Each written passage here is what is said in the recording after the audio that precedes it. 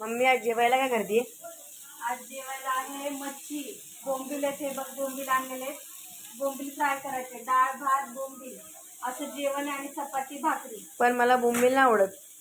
तुला नाही आवडत तर तुझ्यासाठी बघ अंडी उकडलेली आहेत, तर अंडा बिर्याणी बनवायची आहे.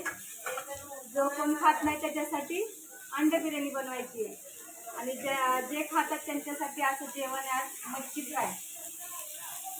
ते बघा डाळ, बोंबील फ्राय आणि अंडा बिर्याणी.